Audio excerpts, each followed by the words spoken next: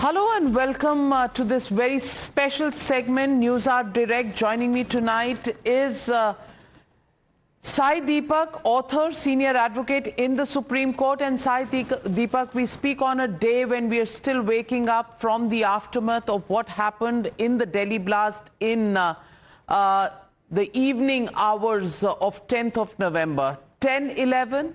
We are now looking at this investigation that rounds up almost 5 or 6 doctors that are coming together. And for a very long time, we've been probably saved from blasts and waking up to the reality that the vulnerability still exists. How do you respond to the aftermath? I think, first of all, I'd like to thank the intelligence apparatus of this country for having saved us from a major disaster, from what I understand. And it appears that what has happened is probably a product of somebody panicking because of the extensive operations that were undertaken. So I think that needs to be placed on record. Second, I would like to extend my sincere condolences to all the families which have suffered bereavement. And third, I think it's now time to bust the myth that poverty and terror go hand in hand. That much is clear. And I don't think education has had an impact whatsoever on this mindset. Are you saying that the old madrasa model of indoctrination that was on the radar of intelligence agencies, that doctrine needs to change? Because clearly these doctors in the net now, 5 or 6 of them, from Dr. Muzammil to Dr. Shaheen to Dr. Adil to Dr. Omar, many more being picked up. We don't know their roles yet. And some of them, in fact, Dr. Adil, picked up from Saharanpur, was earning a salary of 4 lakh rupees per month, according to reports. So poverty, clearly not something. Are we looking at a shift in the doctrine that we followed so far? I think it's time we actually awakened to this reality. This has been a reality for quite some time. Because the fact of the matter is, perhaps the people on the ground are picked up from poorer families. But the ones who plan, the ones who have a vision, the ones with an agenda, the ones with the capability to brainwash, to indoctrinate and radicalize, don't necessarily come from poor families. That's never been the case. And this has been the history of this country at least since the 18th century, after the fall of the Mughal Empire, after Aurangzeb's death in 1707. I've written extensively on this. People have written extensively on this. So to actually say that it's only a clutch of people who are teaching in the madrasas who are responsible for engendering and fostering this mindset is a myth that we should have disabused ourselves of from, I think, at least 30, 40 years ago. Now, in the last 11 years or so, we have tried everything, given them a computer, scholarships and whatnot. You've done everything that you could. But unfortunately, I don't think you've managed to change the fundamental problem, because I think we are still beating around the problem. We are beating around the bush. Are you linking it to a religion? You will once again be labeled as Islam hater. You will be labeled as a minority hater, because many people in the political class are now coming out once again to give cover fire, calling this the outcome of oppression and deprivation. If anything, I have been an open admirer of Shri Abul Pakir Jalaluddin Abdul Kalam. I have said this as much in my books. I've been an open admirer of his brand of philosophy and his thought process. If anything, of all the people who I've visited and paid my last respects to, he was among the first when he passed away in Delhi. So I don't think I need to hold forth my beliefs, or I don't need to sit and burnish my own credentials. What I believe in and what I do is irrelevant. The facts are in front of us. I'm saying that there is a particular mentality, and that mentality has no boundaries, respects no boundaries, respects no geography, and has no discrimination based on the economic status. And that much has become clear. Now, whether you pin it to a mentality, to a mindset, to a group, to a philosophy, that's entirely up to the people. I don't need to spell it out. I'm just saying that all these days, we have belabored under a delusional belief that it is only poverty that manages to radicalize people, And I hope we come out of that deep Kumbhakarna slumber. That was never the case, and I hope that should not that we don't labor under that impression anymore. What do you make See, of you have to social injustice? That is the social injustice that leads to a radicalization of this kind is another argument that has come forth. See, this perpetual minority victimhood cottage industry that's been going on in this country, I think it's time that we put an end to it and say enough is enough. When will somebody introspect with respect to the cause, and when will they ask hard questions of themselves, as opposed to constantly fielding an array of so-called intellectuals who will trot out this very same tropes and the very same social justice arguments, as opposed to asking a very serious question. I'll actually put this in a slightly different way.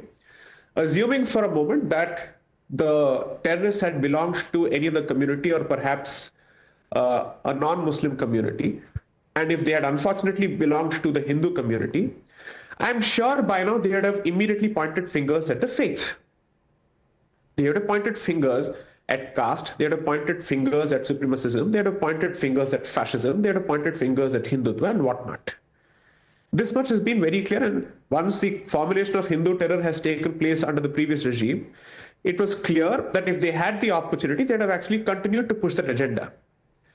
Now, why should the logic be any different, and why should the principle be any different if the perpetrators happen to come from a different community? Fair point, but is it a coincidence that those involved so far happen to be a Dr. Muzammil, Dr. Shaheen, Dr. Adil, Dr.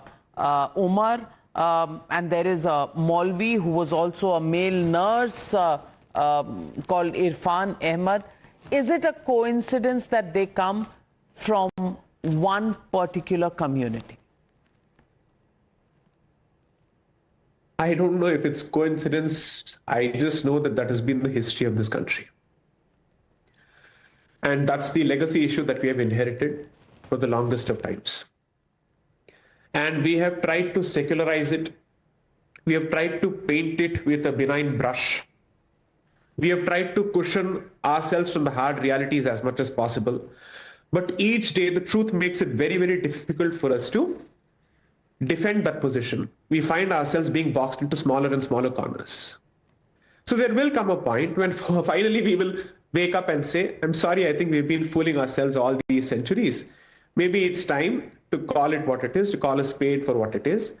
And when countries in the Middle East are open to radicalization in the name of religion, and they're willing to acknowledge that there is a specific role that is played by a particular mentality, and countries of the Middle East seem to be giving advice to Europe that please don't mollycoddle these sentiments, because then you will ultimately pay the price for it.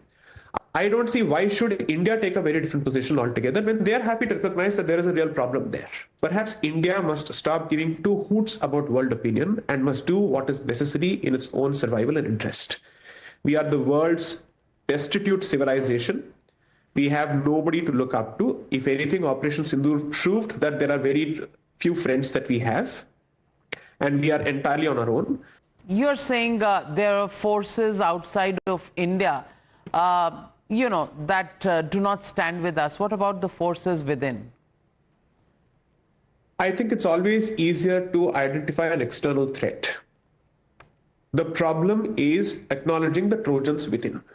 And those Trojans don't belong to one particular community, because as it stands, we see that from college campuses to every other place, that the threats within do not have a specific religious identity.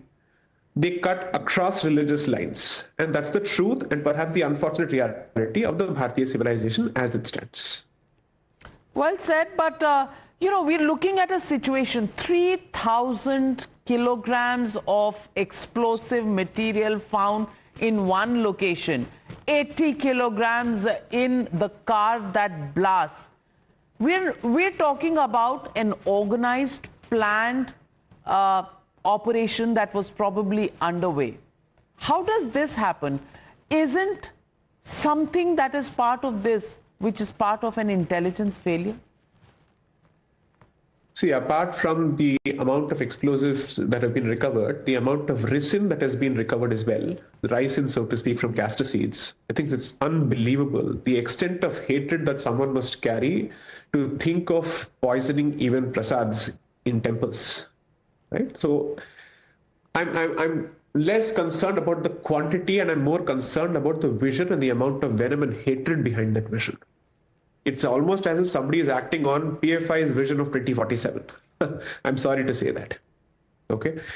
So if whether this is an intelligence failure or not, I'm not perhaps the best person to comment on it. All I can say is that to a significant extent, a disaster, perhaps a catastrophe has been averted.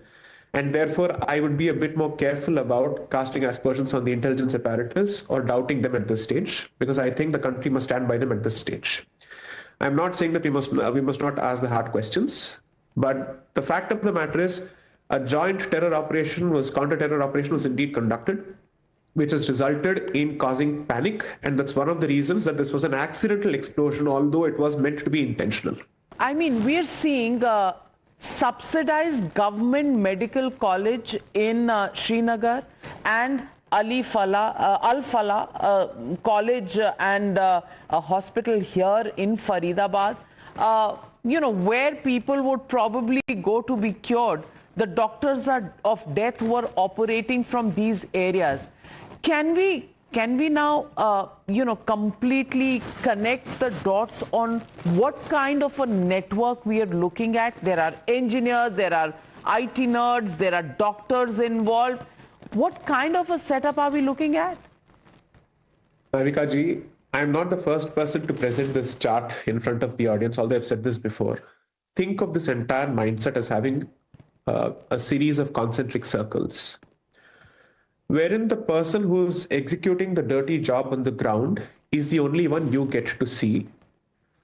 Surrounded by him are people who radicalize. Surrounding them are the people who finance. Surrounding them are the intellectuals who give them the cover fire. Surrounding them are the politicians who depend on them for vote banks. Surrounding them are external actors from outside Bharat. This is the kind of nexus that you're looking at. And we constantly focus only on the person who's executing the job. And the fact of the matter is, all other, let's say, members of the so-called concentric circles are enablers of the person who's actually executing the job. Now, to say that only these handful of people are radicalized, well, I don't think that's possible unless and until somebody is given the confidence. You go and get the job done. We are here to take care of everybody else, including your families. Okay? And of course, the usual suspects who turn up in the Supreme Court on a regular basis to defend them, to say that even they must be given the very same courtesy as everybody else. So I'm sorry to say this. You must recognize that this is a widespread network with its tentacles going beyond the subcontinent, but the immediate problem is obviously in the subcontinent. In my humble view, you address the problem of the subcontinent, the rest of the world will be safer and better off. Well, Mr. Sai Deepak, in your book, India, Bharat and Pakistan, you've tried to trace the roots of radicalism in India, including the works of those who sought to develop a so-called Middle Eastern consciousness amongst the Indian Muslims. Do you see this prevalent, that there is a culture of Bharat that is alien to them and therefore giving rise, to the kind of network as we saw now appearing in the Delhi blast? So as far as I am concerned, I can draw a fairly straight line from the non-state actors who gave birth to revivalist Islam after the death of Aurangzeb right until the partition and thereafter, including certain organizations which had the honor and privilege of hosting certain people from Afghanistan in the recent past. That straight line can be drawn. Now, whether we wish to acknowledge those realities and also ask ourselves how much have they actually contributed in what I call as silent radicalization, wherein moderation slowly loses its space, and you also wait for a time when there are enough numbers from within and outside which have the will and the muscle to execute that vision. Until then, we can all sit and watch this Aman Ki Asha Ka Tamasha. Well, Aman Ki Asha, I think dead and buried for now. But what do you make of those who give cover fire, including people within the mainstream opposition parties like the Congress, which say this has been done to distract from the pollution problem in Delhi, or to polarize the election in Bihar because they were losing, or some people who are coming in saying that the disenfranchise, the fact that there is Hindu Hriday Samrat kind of right-wing government that we have at the center, which is why the minorities are feeling marginalized. What do you make of all these arguments, and what is the way forward for us as Indians? Aman ki asha ka tamasha with Pakistan has ended, but Pakistan is not just a country, it's a mindset. So the tamasha has not ended within the country. That's my point. Coming to the next issue, which you've asked. The BJP has been cumulatively in power for how long? 98 to 2004, followed by 2014 till date. So 11 years plus about 6 years. It's about 17 years. So clearly there was no Hindu Hriday Samrat who was at the helm prior to that, and also from 2004 to 2014. So what injustice was happening between 2004 to 2014 to explain the series of blasts that were taking place over a decade? So was Shri Manmohan Singh the Hindu Hriday Samrat, or was Miss Sonia Gandhi or Mrs. Sonia Gandhi, whatever the appellation may be, the Hindu Hriday Empress? I don't know what is going on here. See, it's easy for a perpetual victimhood mindset to constantly look for enemies. But the fact of the matter is, until 1980, there was no BJP. And even after that, they barely had 2 seats. So how do you explain the instances of terror all along, and where was the BJP anywhere in public scene when it comes to the holding of power when Kashmiri Hindus were driven out from 1988 onwards? What explains that? What social injustice are they talking about? And if that is truly their response, then perhaps Bengali Hindus and Kashmiri Hindus should have equally picked up the weapon, considering what they were subjected to and what they continue to be subjected to. Have they done that? The unfortunate reality, and I'm sorry to say this, Navika ji, that the reality is that it's not just one particular political outfit in this country that defends this mentality. Unfortunately, that soft mentality has percolated and infiltrated across political ideologies, because we don't wish to call it by what it is anymore. We don't wish to squarely look the problem in the eye. Even ideological organizations today are unfortunately softening their stance with respect to hardcore jihadi terror, because they think that it can be reasoned with, it can be bartered with, it can be negotiated with. You can actually extend the olive branch across the table.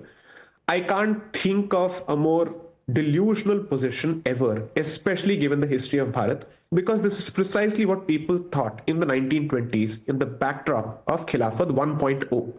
This is Khilafat 2.0. And according to you, if you're the doctor, what is your prescription? First, what's the disease? And how do we begin to cure it?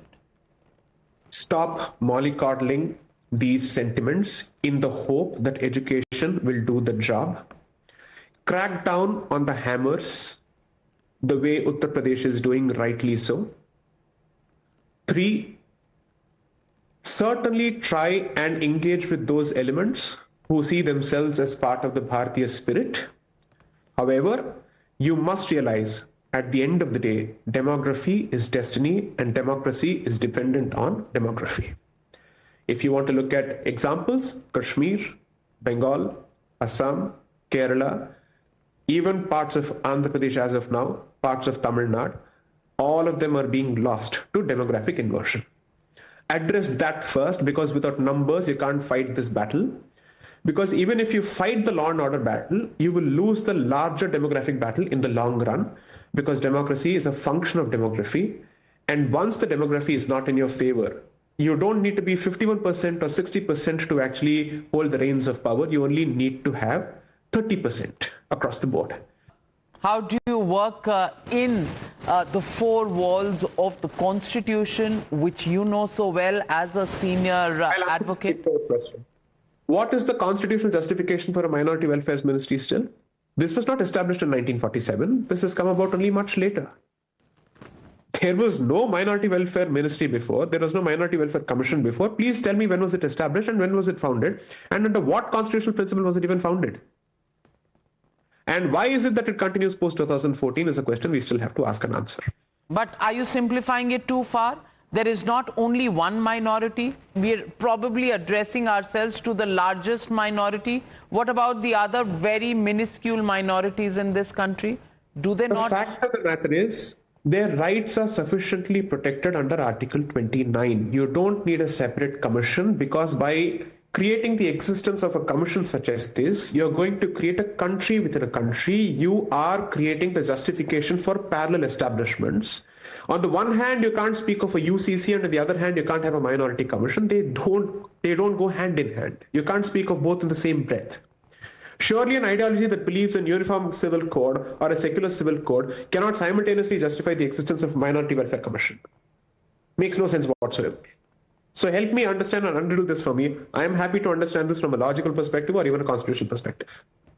Well said. Well, the Ministry of Minority Affairs was established in 2006 during the UPA era. UCC, we still haven't got there. We're stuck somewhere in a mind warp, in a time warp in the middle. How are we going to come out of this is the big question. But thank you very much, Sai Deepak, for joining me on the News Hour tonight. Thank you.